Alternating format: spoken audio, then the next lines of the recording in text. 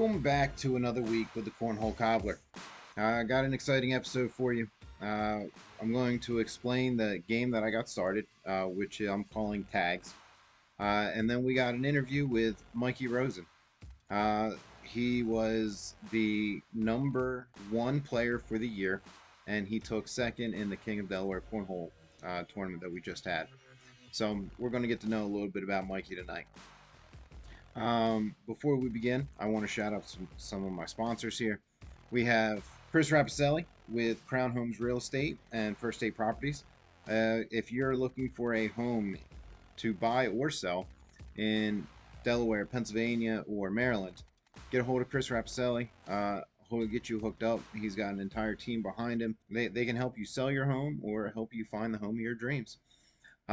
Next, I want to thank the Big Asp Cornhole Podcast. The Asp brothers do an incredible job week in and week out. I find them to be extremely entertaining, and it helps with my drives to executive. I listen to them on the way in and out, and I get through most of the episode on that drive. They're a really good show. If you haven't tried them out yet, give them a listen. And then I want to thank Brotherhood Cornhole. They got the best bags in the business. Honestly, the Brotherhood XH is the bag of my dreams. It is my go-to bag for absolutely every scenario at this point.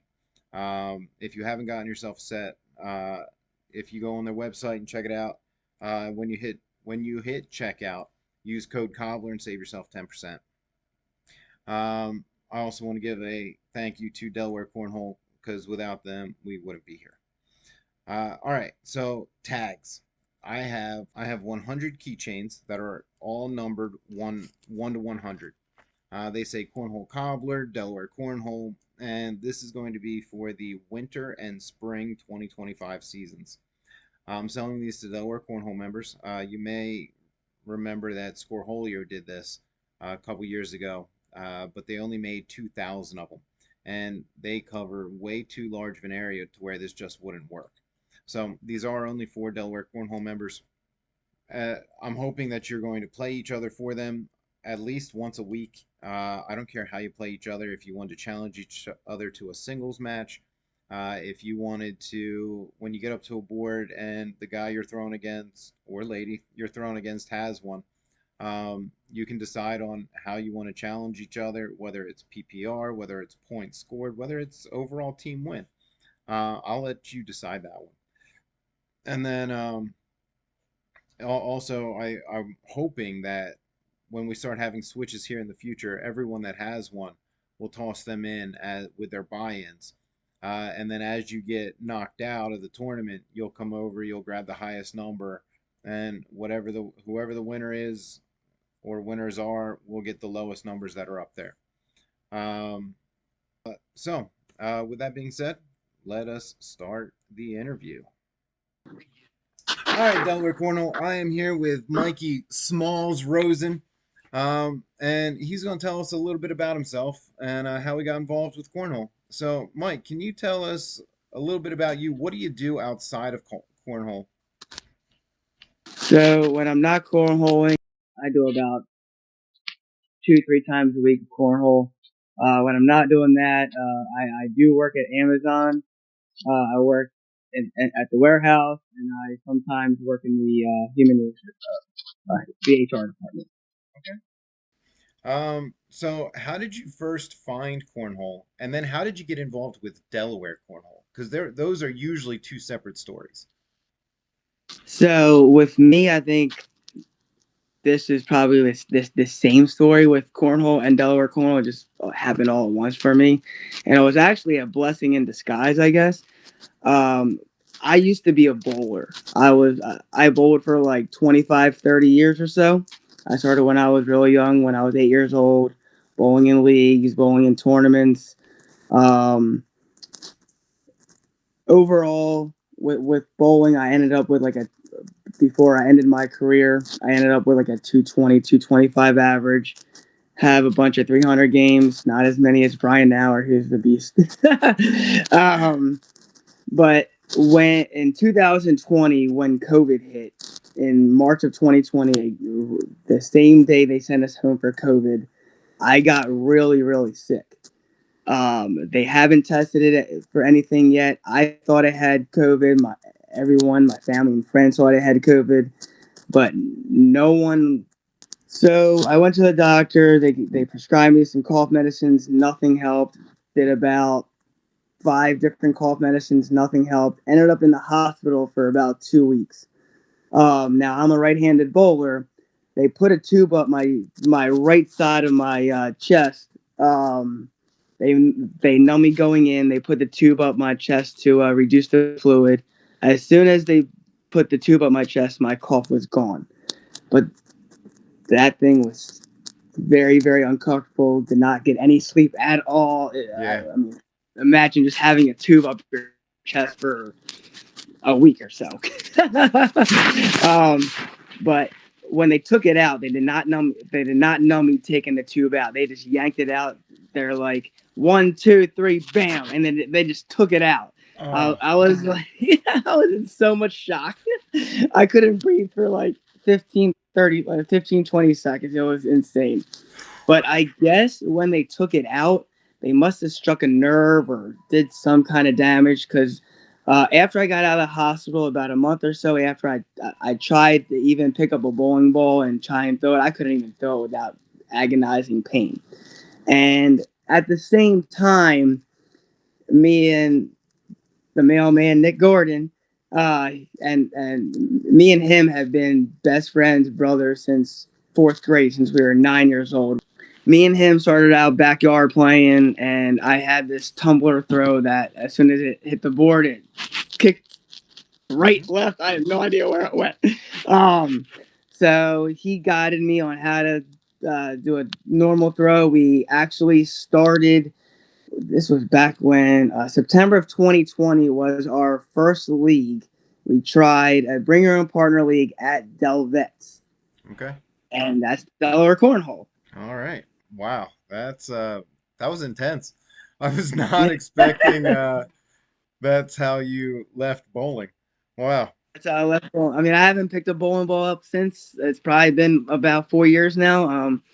I'm scared to see if I don't even miss it, honestly. For bowling 25 plus years and not missing, I'm surprised. Oh, I mean, I think that has a lot to do with the success that you're seeing in cornhole as well. Yeah, Um, that's true. so that leads us directly into our next question into, what is your biggest accomplishment in cornhole so far? So I would say I come to win whenever I step on the courts. Yep. I want to win, and if I get mad, it's not at my partner; it's at me for doing Right. horrible. Right. Understood. So yeah. So if you're paired up with me at a blind jaw and I'm cussing up a storm, it's not at you, it's out of me. So, um, but with my accomplishments, I would have to say, so last December, my dad passed away in 2023, a week before Christmas. And that was heartbreaking to me, to my family. The very next week, they held a Delaware Regional where me and my buddy Nick chose to play my very first tournament after my passing of my dad. And I shot lights out. I was focused. I wanted everything to do with cornhole. I didn't want to think about anything else. I wanted to be there for Nick, be there for, and to see if, how we could do, how we could play, whatever. Honor your father's memory a little bit. I honored my Yeah. father's memory exactly, and I shot lights out. We ended up winning the whole thing. It was a fantastic emotional moment in my life after a week after my dad's passing. That was fantastic. Um, Me personally, I had a great singles win at Executive against yours truly. Um, that was a couple of seasons ago at the Executive Singles event that they held. Dude, you Um, got knocked out in like the first round too. I got knocked out by you in the first round, and then And yep, it came and back then to I double came dip me. back. Yes, I did. I came back and had an unbelievable run. Came back from against Timbers, beat Shelley, beat Sissy, beat Pard. Came all the way up, and eventually Yep, double dipped you. But single handedly, that was probably my biggest accomplishment. that's cool. All right. Um, so I've been doing this top 10 for almost 2 years now. Um, Okay. and you've been at the top almost this whole year. Did me running the top 10 help you hone in on your skills because now you're seeing something tangible from it? Yes. So with you being the top 10, that only wanted me to keep playing Delaware Cornhole over and over again, as many tournaments as possible. And I just wanted to keep that number one spot. Or between me and Taylor Ewing, we kind of flip flopped a little bit, and Yeah. then I took over at the end of the year. But with you doing your thing with the stats and the top 10, that only pushed me more and pushed me to be a better player. Sweet. So now that the king of Delaware Cornhole, I'm dropping the queen thing since the ladies were eliminated early. Um, now that that is over, what were your thoughts on the tournament? Because I can't imagine that you've played much round limited or you've played many single elimination tournaments either. And so those two factors alone changed the entire makeup of the tournament. What were your thoughts Yes. on it? And then you gotta walk us through that final shot, man. Oh, Oh my God. that, Um, so first off, I just want to thank you for doing what you're doing with this whole cobbler and the stats and everything. I just want to thank you for everything that you do with this. You do not go unnoticed, AJ. But I mean, the top 10 was insane. I love the round limited. I mean, it's a stress free freaking thing from the get go. I mean, man, it was a great time. But me and him battled till the end. He edged me out 9-8. I mean, I had it. I had him. Um, I mean, I wasn't nervous. I mean, it just kicked a little bit on me, and that was it. I mean, I had my chances throughout the game, and I mean, look, Storm's a good dude. He has a great he has a great shot. He's a great guy. He's fantastic. yeah.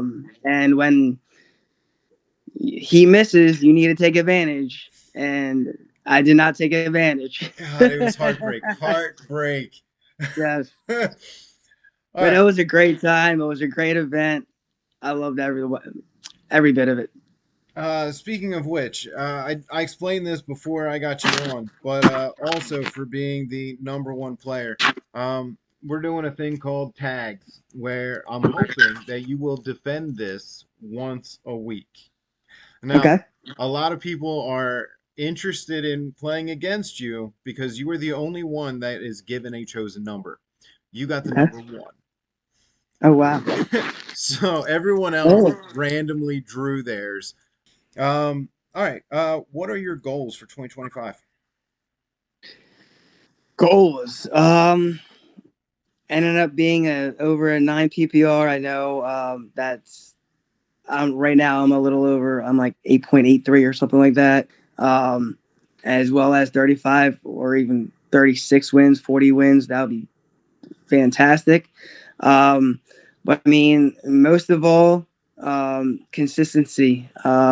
That's my main goal. Is just that's why I want to be a 9. 9, if that makes you a very consistent cornhole player, I believe. All right. So here's my last question.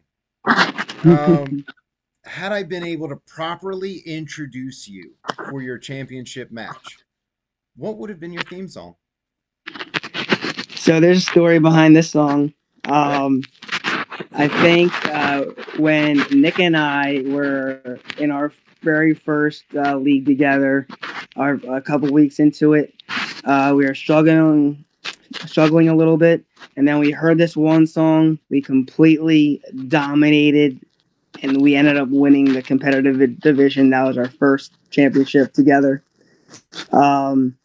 ACDC Thunderstruck. All right. That would be Yeah, my theme song. I could see that. That'd be really nice. That'd be a real powerful song to walk out to. Yes, and Yeah. everyone knows that song, and everyone and it'll be great to walk up to that every time I go to a board. All right. Well, thank you very much, Mikey. If you'll stay on for a second, I'm gonna let them go. Look, remember, hit like, hit subscribe, throw some comments. I'm gonna start doing some contests because I got to get my subscriber count up. So hit subscribe, make sure that it's public, and as soon as I hit 50, I'll start handing out some prizes. All right. I'll check in with you guys later next week. Have a good one.